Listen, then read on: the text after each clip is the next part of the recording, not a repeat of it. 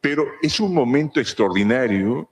Estamos entrando para el nuevo gobierno con un viento muy favorable que probablemente podría impulsar el crecimiento por varios años. Y eso no puede perderse.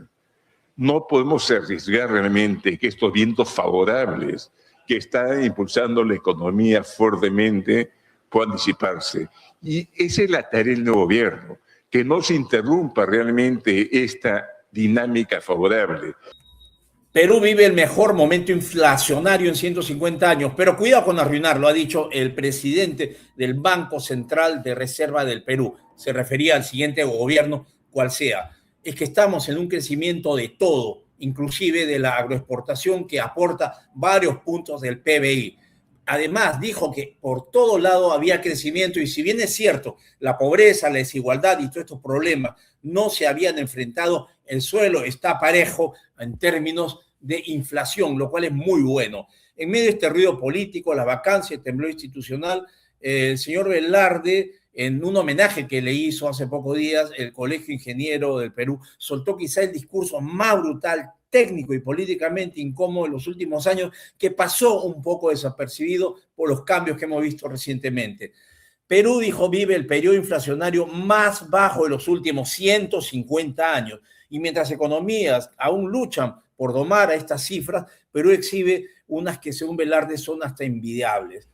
Antes también la situación que está viviendo Estados Unidos en relación a su deuda, que llega a alcanzar esa deuda récord y amenaza el margen de maniobra de Donald Trump, el cóctel que dispara el déficit estadounidense. Pues bien, se encamina ya hacia un salto histórico en su déficit público. Según las últimas previsiones que ha publicado la Oficina de Presupuesto del Congreso, la deuda federal en manos del público superará el 100% del PIB ya este mismo año. Es decir, el país deberá más dinero del que produce en toda su economía en tan solo... Menores que la de Japón, China, Reino Unido, Canadá, la Unión Europea, incluso menores en términos, repito, inflacionarios lo esperado en Estados Unidos. Un país pobre, desde luego, pero con una estabilidad monetaria de país rico que empareja, ya lo dije, empareja el suelo para que cualquiera pueda tranquilamente aterrizar acá e invertir, inclusive el capital peruano. Hay que recordar que gran parte del capital peruano ha regresado, se encuentra acá, porque es mejor tenerlo en casa que en lugares donde la volatilidad es muy alta y desde luego Perú tiene mucho activo físico.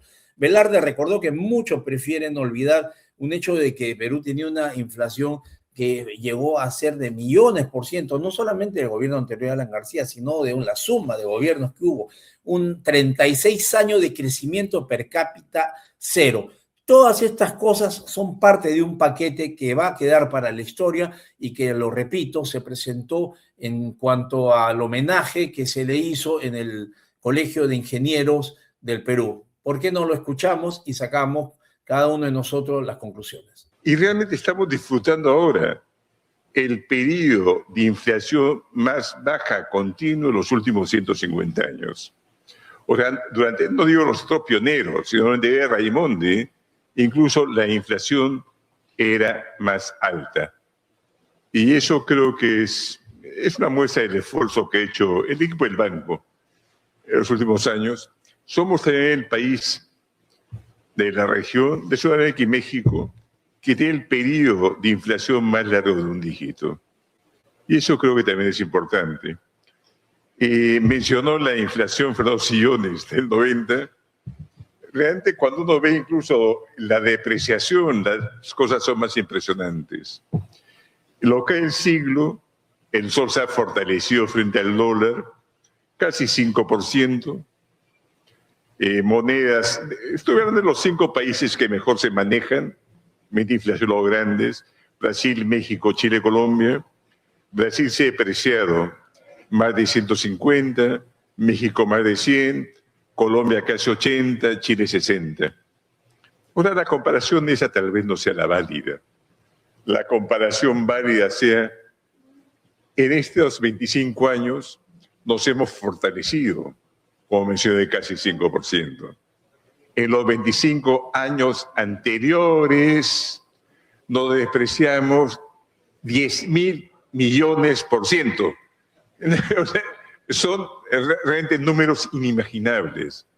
Para la gente que no ha visto los 70s y los 80s, no puede imaginarse lo que era eso. Y no solo la inflación, que es empobrecimiento al final, sino realmente la caída de la economía. En los 80, 3 años con caída del producto de más de 10%. Entre el 2003 recuperamos el ingreso per cápita en 6,7, 36 años de crecimiento cero en términos per cápita. Eso es una cosa casi imposible de imaginar. Lo normal es crecer, uno puede crecer poco, pero crece. Acá, realmente 36 años sin crecer. Y fueron desastres macroeconómicos. No fue una guerra, bueno, hubo obviamente conflictos senderos, pero no fue el factor principal. Fue el desmanejo macroeconómico lo que causó esto. Y creo que eso es importante. Pero quería mencionar una cosa que tal vez hace 15 días no lo hubiera mencionado, y son 2 puntos. Uno, al que se hace referencia a que es autonomía. Por la autonomía no depende, como ha habido cambio de gobierno, en este caso el presidente, no depende felizmente de la voluntad del presidente ahora, depende de la Constitución. Somos autónomos por la Constitución, y eso creo que es importante. Una autonomía que uno, cada vez lo mencionó Fernando, uno tiene que ejercerla. Hay que recordar que la autonomía del Banco Central no viene a la Constitución 9.3, viene a la Constitución 7.9. Y tuvimos un Banco Central autónomo cuando hubo hiperinflación, porque si bien el director era autónomo, no ejercía la autonomía. Respondía a los dictados que venía el gobierno, financiaba casi sin pudor al sector público. Y lo otro que también lo había mencionado un poco antes, el año pasado hemos conseguido una inflación bastante baja. En este siglo somos el país que tiene menor inflación de Sudamérica y México. De los países que tienen moneda propia, incluso América Latina. El año pasado ya nuestra inflación fue 1,5. Menor que la de Japón, menor que la de Estados Unidos, menor que el Reino Unido, menor que la de Canadá, menor que la de la Unión Europea. O sea, ya hemos conseguido realmente niveles de inflación con lo que hemos acostumbrado que son los países desarrollados. Es el único país de la región que tiene tasas similares ya a los países desarrollados. Y tanto este año como el próximo, toda la proyección de inflación de Perú son menores a la inflación esperada en Estados Unidos. Pero bueno, el otro punto que quería mencionar, y que creo que no sé por qué no se ha destacado tanto en el debate reciente, y tiene que ver con minería. Yo que sigo los números, no veo números tan buenos y tan optimistas de hasta hace más de 12 o 13 años. Y tiene que ver con los precios de los commodities. Muchas veces no se refleja tanto en el producto. ¿Cómo explicarlo de una forma simple? El producto, el PIB, mide cuántos viajes de taxi hace uno. O sea, si crece el número de viajes de taxi, crece el PIB. Si no crece el número de viajes de taxi, no crece el PIB. Pero acá es como si no era el mismo número de viajes de taxi, pero estamos cobrando el doble. El ingreso por nuestra moneda es bastante mayor. El ingreso es mayor y está generando un dinamismo bastante importante. No veo números tan buenos hace tiempo. El año pasado cerramos con una inversión privada creciendo 10%. Excepción de 2021, que recogió parte de lo no invertido en 2020, uno que tiene que contar a 2012 para ver nuevamente crecimiento de inversión privada de 2 dígitos. Enero, viene con su enero, crece en 40%. La importación de bienes de capital está creciendo a tasa de 17% y somos sectorial del 14%. No hay país en Sudamérica y México que pueda exhibir números semejantes. Lo digo porque tal vez no creo que hemos cometido un error mismo el Banco Central no destacarlo, pues el Banco Central no es el que está siendo cheerleader de la economía, tal vez debe corresponder a otros organismos. Pero es un momento extraordinario. Estamos entrando para el nuevo gobierno con un viento muy favorable que probablemente podría impulsar el crecimiento por varios años. Y eso no puede perderse. No podemos arriesgar realmente que estos vientos favorables que están impulsando la economía fuertemente puedan disiparse. Y esa es la tarea del nuevo gobierno, que no se interrumpa realmente esta dinámica favorable.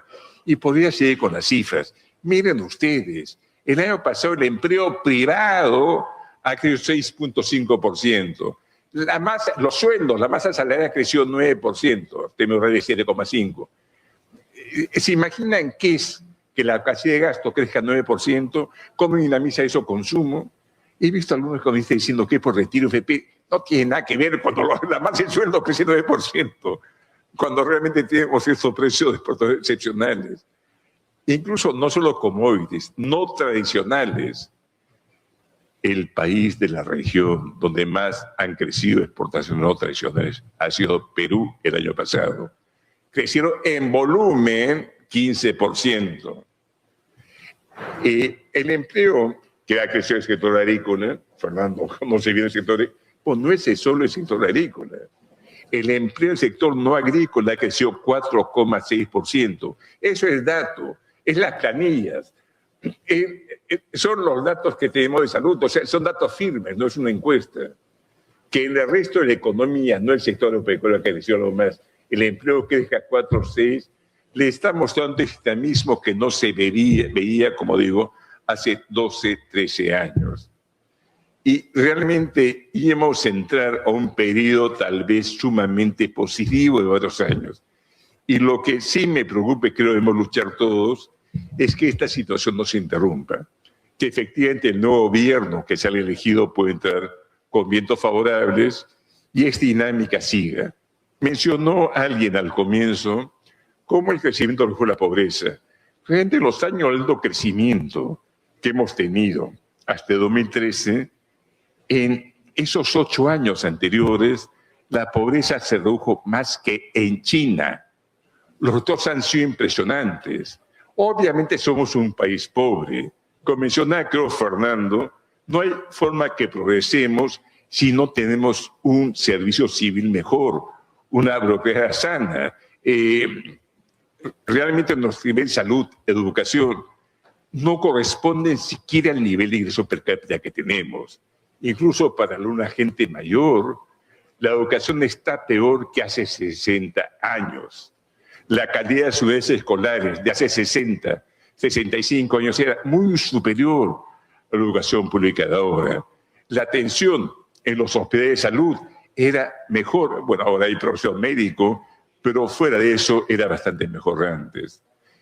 Pero es un desafío continuo, por los momentos buenos hay que aprovecharlos, y cuando hay un marco económico y de regla de juego que favorezca el crecimiento, hay que buscar que este marco se mantenga.